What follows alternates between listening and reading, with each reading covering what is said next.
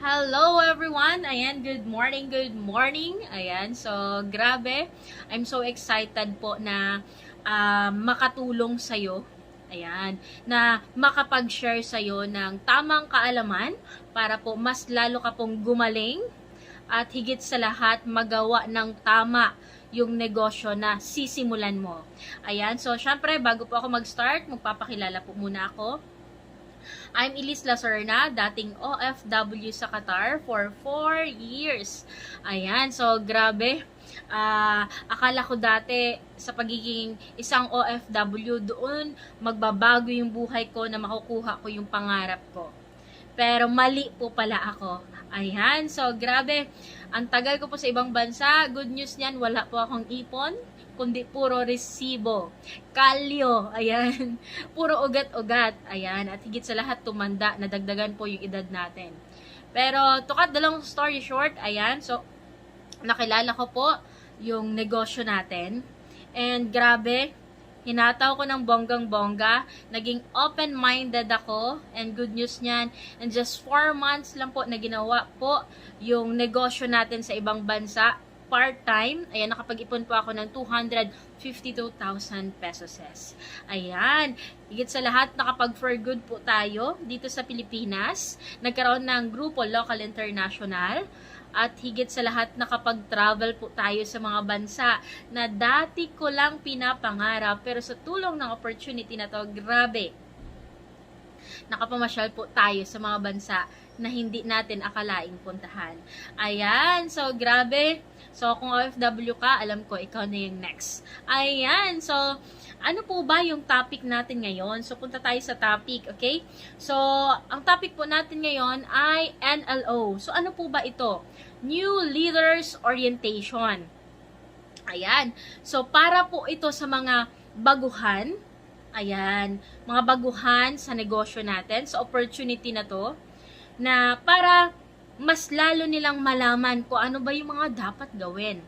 Tama ba? Kasi, di ba, sa negosyo natin, or kahit saan, hindi lang sa negosyo, sa pagiging empleyado, kapag baguhan ka, ano po yung ginagawa sa'yo? Di ba, may orientation?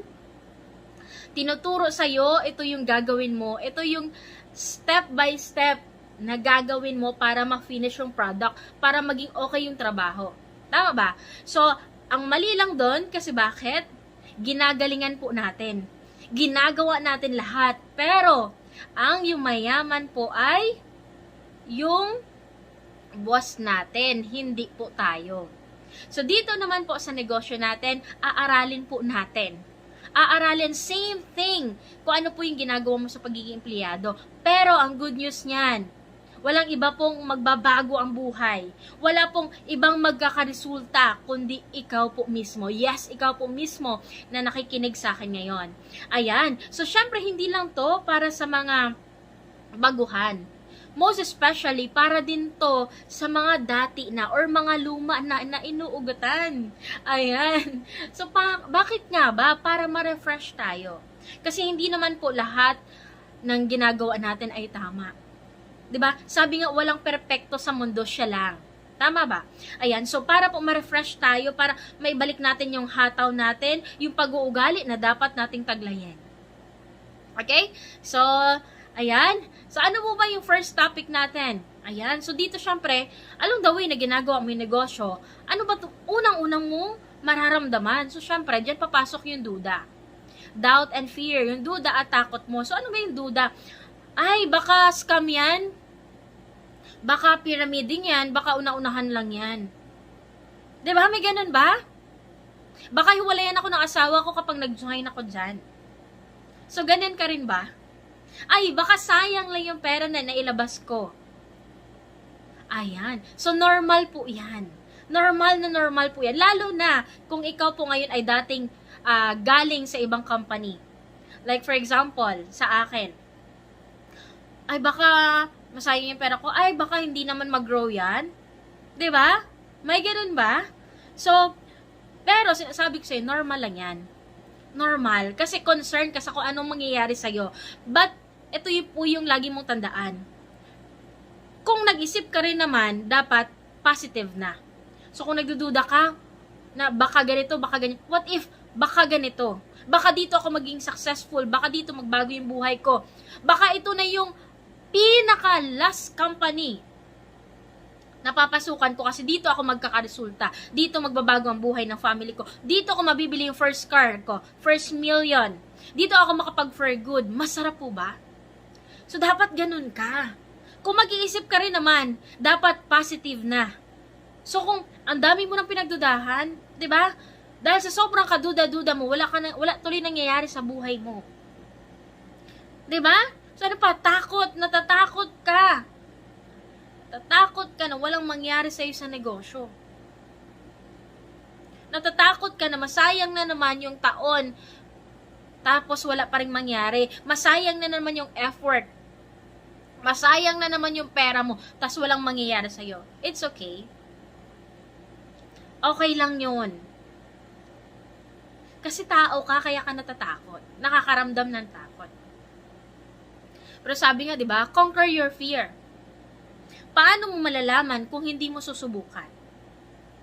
Lahat po ng mga top earners, lahat po ng yumaman, sa kahit anumang paraan, natakot din po yan. Pero, nilakasan lang po nila yung loob nila. Na mag-take ng risk kasi gusto nila magbago yung buhay nila. So ngayon po, nagbe-benefit sila kasi nga, grinab nila yung opportunity. So dapat huwag ka matakot. Mas nakakatakot po yung dati ka nang wala tapos wala ka pa rin babaguhin sa buhay mo. Yun po yung nakakatakot. Yun po yung nakakatakot na ikaw naman po yung naglalabas ng pera, nagte-take ng risk, tapos nakinig ka po sa asawa mo, tapos wala naman palang naiambag sa buhay mo. Siya pa pala yung palamunin. Yun po yung nakakatakot. Nakakatakot po yung tatagal ka dyan sa ibang bansa na grabe, ang may ipon mo lang po ay resibo. So sa lahat po na nandito sa atin, deserve po natin. Lalo na sa mga OFW, deserve po ninyo na mabago yung buhay. So kung yan lang po yung gagawin natin, kayo dito, kayo doon, 'di ba? Utos-utusan kahit may sakit, go lang ng go. Wala pong mangyayari sa atin. Wala pong mangyayari, wala pong magbabago kasi ang gumagaan ng buhay ay yung sa amo natin, hindi po sa atin. So sino po ba yung nagsisipag, nagpupuyat? 'Di ba tayo? So we deserve more. Deserve natin yung greatness na nakalaan sa atin. All we have to do is baguhin yung mindset natin. Huwag na magduda sa Dow Elevate, sa company, sa UEI, sa mentor mo, sa coach mo. Huwag na matakot. Kasi pagyaman ang pinag-uusapan natin, pagtulungan natin to. Okay? Conquer your fear. Kung sa pagiging OFW lang nangyari sa'yo dyan, sinubukan mo rin naman. Dito, malay mo sa pagsubok mo, ito na pala yung puputol ng kahirapan ng family mo. Okay, may naunawaan ba? Ayan, so next, syempre, attitude. Sa negosyo natin, hindi pala sobra, napakahalaga. Sobrang napakahalaga na kailangan maganda yung attitude natin or baguhin yung mga maling attitude na nakakagawian natin. Tama ba? So, hindi po tayo dito perfecto. Sabi ko nga kanina, iba-iba tayo ng pinanggalingan. So, para magawa natin ng tama yung negosyo, para makapagturo tayo ng tama sa mga leaders natin na parating at sa mga leaders natin na nandyan, kailangan baguhin natin yung attitude natin na mali. Kung lagi kang nagmumura, ayan, ayusin mo na. Kung mainipin ka, dapat maging pasensyoso ka. Kung palaaway ka, dapat grabe, 'di ba? Timpi talaga. Ayan, so ano po ba? So dito syempre dapat huwag ka acne. Ano ba 'yun? Alam ko na 'yan. So hindi tayo pare-pareho ng pinanggalingan as what I've said. Iba ka nang natapos, 'di ba? Malay mo mas mataas pala yung pinag-aralan mo kasi sa upline mo. So dito dapat na-apply mo yung copy upline or yes upline attitude. Na yung alam mo, set aside mo muna, empty cup ka muna, makinig ka muna kasi bakit? Nasa mundo po tayo ng networking company. So kahit po ano pa yung natapos ng upline mo, kahit ano pa po yan siya, nag-aral po yan siya sa negosyo. Tama ba? Pinag-aralan niya yan. Ibig sabihin, yung upline mo, kahit hindi yan nakapagtapos ng pag-aaral, may alam yan. So, dapat bilang kahit na may pinag-aralan ka, humble down ka, empty cup ka, para kung ano man yung alam mo, dagdagan natin. 'Di ba? Lalo na kung FW ka. Yan. FW ka, may pinag-aralan ka, or kung saan ka man panig ng mundo, dagdagan natin yung alam mo. Empty cup ka, humble down ka. And syempre, humble down ka, ayan, kapag nagka-result ka, dapat mas lalo kang makinig sa uplines mo. Na-awardan ka ng 5K, 10K, 20K, and more. Dapat mas lalong lumapit ka sa upline mo kasi bakit? Andun po yung mga temptation sa taas. So, all you have to do is lumapit at mag-humble down sa upline mo. Dapat nagiging visible pa rin yung upline mo sa'yo. Hindi yung ikaw na lang na ikaw na ikaw. Kasi kapag nadapa ka, sino ang tutulong sa'yo? Walang iba kundi yung upline mo. Okay? Ano pa? Siyempre, dapat dito, 80% attitude, 20% skills. So, dito, dapat, attitude talaga. Pabaitan dito, hindi pagalingan. Given na lang kapag magaling ka na. Pero dapat dito, hindi naman sobrang bait na abusuhin ka. Yung kaya mong makisama sa lahat. Ano man yung attitude niya. Okay?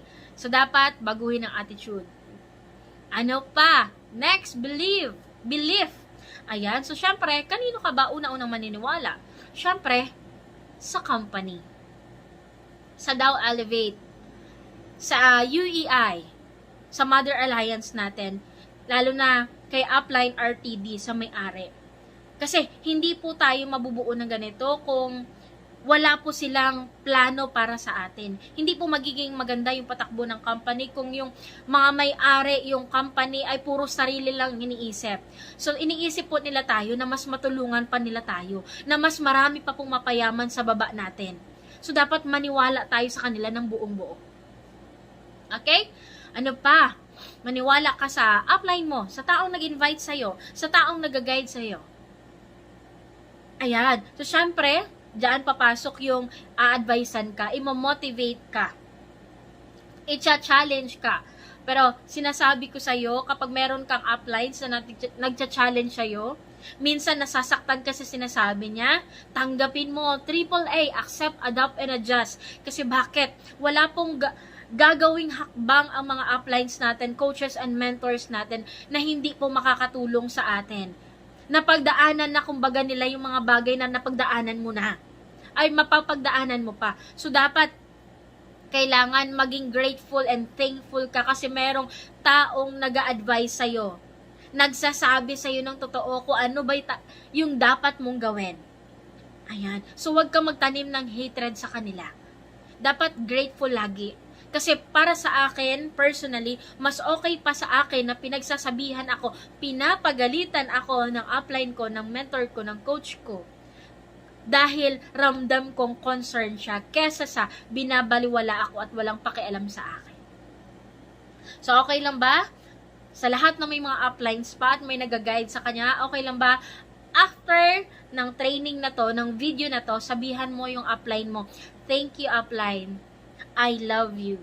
Ayan. So, let's spread love, not hate. Ano pa? Ayan, syempre, magtiwala ka rin sa downline mo. Syempre, dinala mo sila dito. Inopen mo yung mind nila na magbabago yung buhay nila. So, kahit anong mapaman yung pinanggalingan nila, dapat maniwala ka na kaya nila. Kaya nila mag-grow, kaya nila maging kagaya mo. Ayan. Dapat maniwala ka na lahat kayo yayaman. Lahat ng kung ano yung nangyari sa'yo, mangyayari din sa kanila. So, huwag kang makipagkompetensya. Hindi mo yan kalaban. Diba? So, dapat, the more na lumalapit sa atin yung mga downlines natin, the more dapat na ready tayo. Ready tayo tanggapin sila, ano man po yung pinanggalingan na nila, ano man yung sitwasyon nila. Hindi yung lalapit ka lang sa kanila pag may pay-ins na. So, in times, dapat lalo na kailangan ka nila, kapag may problema, dapat nandun ka. Ayan, so sa may mga downlines dyan, treat your downline as an extension of your family. Hindi lang yung puro pera-pera lang. Ayan, naunawaan po ba? Ayan, dapat, talaga, pamilya. Kasi naniniwala ako, kapag pamilya ang pinag-uusapan, at kapag pamilya ang turingan, grabe, ang bilis po mag-grow ng isang team, ng isang grupo. So, alam naman po natin siguro na nandito tayo lahat para makuha yung pangarap natin. So, please lang, magtulungan tayo. Next, magtiwala ka rin syempre sa crossline mo. Bakit nga ba sa crossline? Di ba mas marami ang crossline kaysa sa downline and upline? So, merong alam ang crossline mo na wala ka. So, what if wala si upline, wala si downline? Sino ang tutulong sa'yo? Di ba crossline? Lalo na higit sa lahat kapag nag-start up ka pa. 'Di ba? So, sino ang tuturo sa'yo? Sino ang tutulong? Crossline. So, dapat marunong kang makisama. Magtiwala ka na yung taong yan, nang nilalapitan mo, kahit hindi mo yan kagrupo, tutulungan ka yan para makuha yung pangarap. Ayan. So, next, ano pa? Siyempre, magtiwala ka sa sarili mo. Sa sarili mo na kung nakaya ng iba, nakaya ng uplines mo, nakaya ng ibang tao, kaya mo din. Kung nagawa nila, magagawa mo rin. Kasi, given na po lahat ng company, yan ang company, yung upline natin, yung crossline, yung downline, given na yan. Yung blessings na naghihintay sa atin, given na yan. Pero paano natin makukuha yung blessings na yun kung ikaw mismo, sa sarili mo, duda ka or wala kang tiwala? So, okay na ba? Sabihin mo din sa sarili mo, nagtitiwala ako sa yourself. Ayan. So, next, syempre, sa Creator natin, kay God, dapat, number 1 na maniwala ka sa Kanya. Lalo na, sa mga OFW na nandyan ngayon at nanonood, sa mga marketers, mga full-timers, na maraming pinagdadaanan. Hindi ko alam kung anong sitwasyon mo ngayon, pero maniwala ka, kumapit ka, maniwala ka, na bakit ka nandyan kasi may dahilan siya. Bakit ka nandyan, still, lumalaban sa pangarap mo kahit napapagod ka, kasi may dahilan siya. Dinala ka niya dyan para matulungan ka na magbago yung buhay mo. Para matulungan mo yung family mo. So, wala pong aksidente sa mundo. Pero merong dahilan or may purpose siya. At naniniwala ako, nandito ka ngayon kasi may dahilan na gusto niya mabago yung buhay mo. At mabago yung mindset mo na hindi habang buhay dyan ka lang sa ibang bansa. Hindi habang buhay mahirap. Kasi darating yung time, makukuha mo yung pangarap. Ayan, so may natutunan ba? Ayan, so next, syempre, dapat meron ka ditong commitment. Commitment. Ibig sabihin, committed ka dapat sa kung anong ginagawa mo. Hindi ibig sabihin na na-invite ka ng boyfriend mo, girlfriend mo, ng kamag-anak mo, yun lang hanggang dun lang. Kapag hindi na sila or tamad na sila, aayaw ka na din. Pag nag-break na kayo, aayaw ka na din. Wag dapat ganon. So, dapat nandito ka, matutunan mo dapat na nandito ka kasi may pangarap ako. May gusto akong maabot sa buhay ko. May gusto akong mangyari sa buhay ko. So, meron po 3 level ng commitment. I'll try. Sige, subukan ko lang. Kapag hindi nag-click, okay. Diba? Next, I'll do my best. What if your best wasn't good enough? Pag, okay, nagawa ko na yung best ko, okay na, tama na, suko na ako, next na ulit ako. So, hindi ka po mag-grow nun. So, dapat yung commitment mo ay, I'll do it whatever it takes. Yung pangatlo. Na kahit ano man ang mangyari sa'yo, mapagod ka man, mapuyat ka man, mahirapan ka man, nawalan ka man ng downlines, dinown ka man ng mga ibang tao, libo-libo man ang nag-reject sa'yo, diniscourage ka man ng mga taong akala mo tutulong sa'yo, lalaban ka pa rin, whatever it takes. Kasi bakit? Alam mo kung ano yung pinaglalaban mo. Alam mo kung ano yung makukuha mo dito. At alam mo kung sino lahat ang magbe-benefits ng kung anong pinaghirapan at ginagawa mo ngayon. Unang-una, ikaw at ang family mo. So, dapat ganun ang commitment. Patay kung patay. Pero since nabuhay tayo, buhay kung buhay. Dapat dito hindi ka pa hina-hina. Dapat dito, lahat ng pinagdaanan mo, gawin mo motivation para mas maging malakas ka, para mas lumaban ka, para patunayan mo sa sarili mo na kaya mo. Kaya mong baguhin yung pinagmulang mong kahirapan. Naunawaan po ba? Next, ano pa?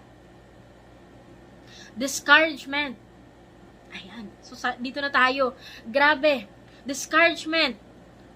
Ano ba yun? Yung tipong akala ko before, based on my experience, akala ko, yung mga tao na malalapit sa akin, na unang-unang magtitiwala sa akin at susuporta sa akin, yun pa po pala.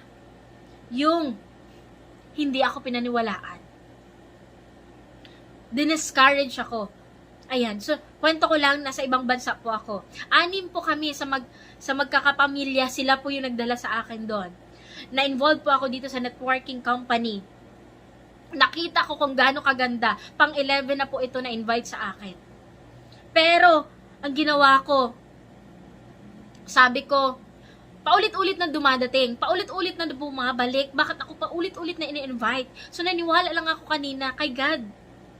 Sinabi ko sa topic ko kanina, naniwala ako sa kanya na may purpose, bakit paulit-ulit niya akong paulit-ulit niyang binabalik sa akin yung opportunity na to. So, naniwala ako. Sinubukan ko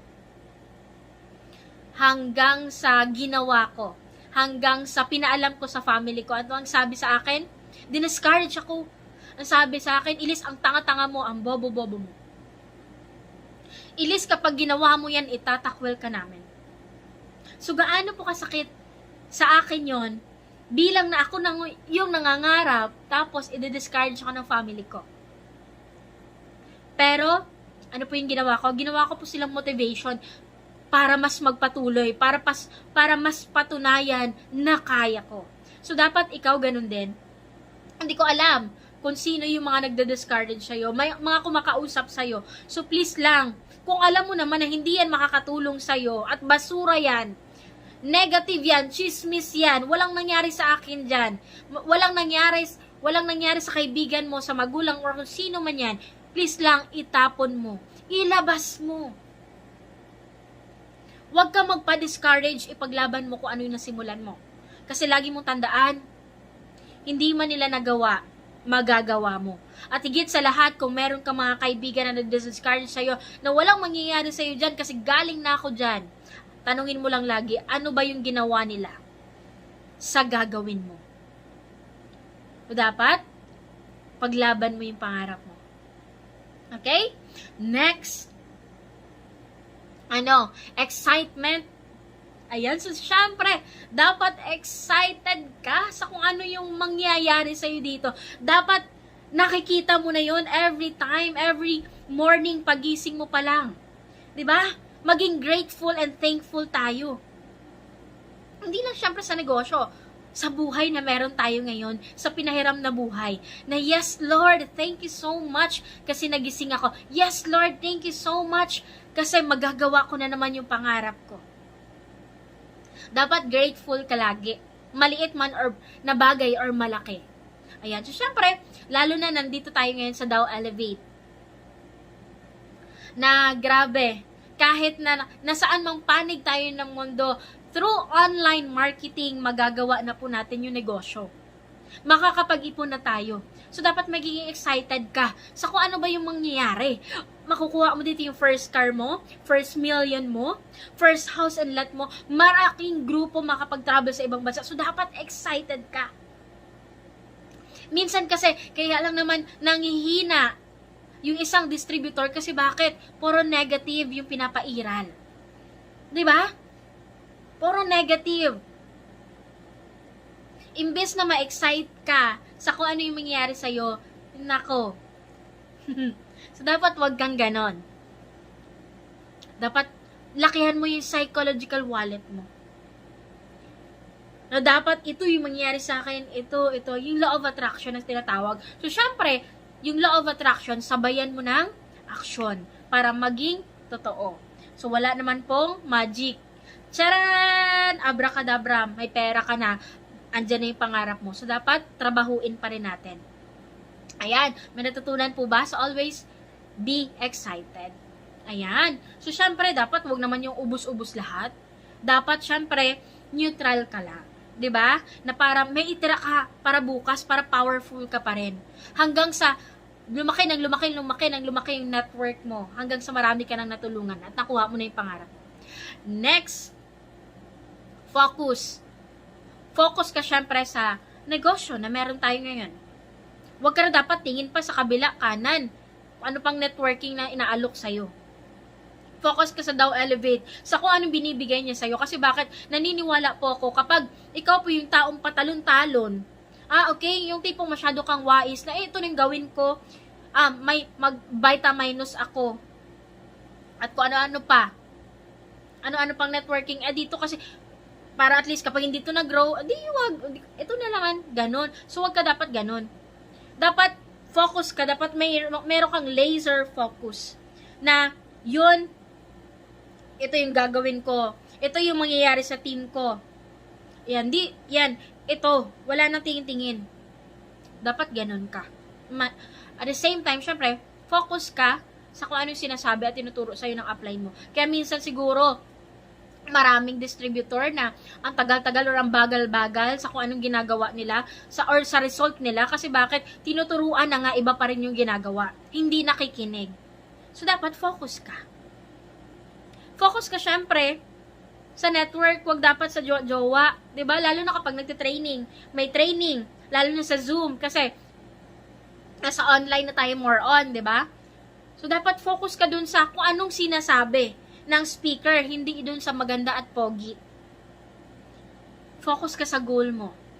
Kasi naniniwala po ko, walang ibang tao ang kukuha niyan kundi ikaw mismo. Yes, ikaw mismo na nanonood sa akin. So, dapat, focus ka. Okay? Ayan, next. Ano pa? Goal. So, dapat, meron kang goal. Siyempre, bago ka pala ngayon, pero dapat, alam mo dapat kung ano yung pinaglalaban mo. Ano ba yung goal ko na kailangan ko makuha? So, siyempre, 5K. So, paano ko ba makukuha ang 5K kapag nagsisimula ka pa lang sa negosyo natin? So, dapat, nagpapaturo ka. Nag-a-ask ka sa mentor mo na naghihingi ka ng payo, advice, or nagpapacoach ka. Coach, ano po ba yung gagawin ko para ma-hit ko po yung goal ko na 5K? Yan, example lang po yun. Paano ko po ba makukuha yung result na gusto ko? Paano po ba ako maging millionaire circle and just a small, iwag ko na Englishin, in just a small period of time. Ayun, in English ko pa rin. Ayan, so dapat alam mo yun. Paano ko ba makukuha agad yung kotse ko, yung bahay ko? Paano ba ako maging millionaire circle? So, dapat alam mo po yun. Next, syempre, ano pa? Yung skills. I-improve mo yung Kaizen, ongoing improvement. So, syempre, hindi ka pa marunong mag-OPP, dapat marunong ka na. Negosyo mo po to. Dapat masterin mo. So, paano mo po matuturuan ang nasa baba mo, mga baguhan, mga leaders mo kung ikaw mismo walang alam? So, hindi ko naman sinasabi na dapat may pinag-aralan ka. Dapat lang inaalam mo. Dapat may alam ka sa negosyo mo. Hindi ka marunong magbasa ng mabilis, improve mo. Lagi mo i-practice, magbasa ka. Hindi ka marunong mag-planning, aralin mo ang planning, magpaturo ka mag-planning para ma-improve na magiging skills mo. Sabi nga, di ba, 20% skills. Pero sobrang importante po yun para makuha mo yung pangarap. Ayan. So, yun lang. Thank you so much, guys, sa panonood ng video na to. And alam ko, talagang yayaman ka sa Dow Elevate. God bless!